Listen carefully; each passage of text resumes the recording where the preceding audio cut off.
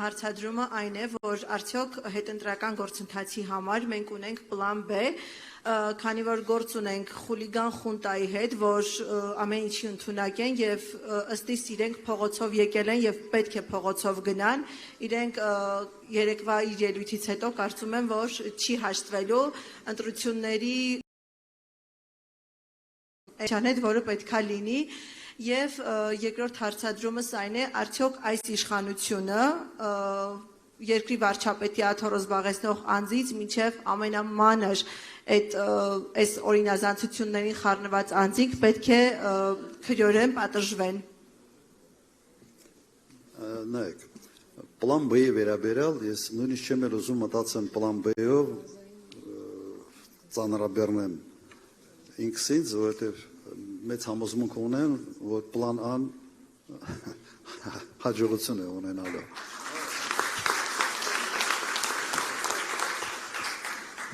Նայեք, մենք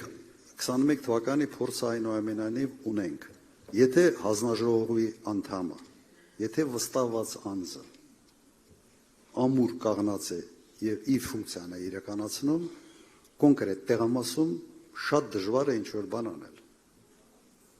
Որը մենք պետք է մոբիլիզացնենք մաքսիմալ ձևով մեր թիմը, ստանանք այդ արդյունքները եւ որից հետո ոչ մեկը չի համարձակվելու որևէ բան անել։ Այն ինչ դուք ասում եք, ենթադրում է, որ կան ընտրության արդյունքներ եւ օրինակ վարչապետը հայտարարում է, որ մեկ է ես եմ։ Սա նշանակում է, որ պլան B-ն հեղափոխությունն է։ Բայց արդեն լեգիտիմ իրավունք ստացած հեղափոխականներով, այլ ոչ թե զուտ փողոցի մարդկանցով։ Ինձ հասկացաք, ամենից կարևորը ստանալ այդ մանդատը ժողովրդից, ստանալ այդ քվեն ժողովրդից։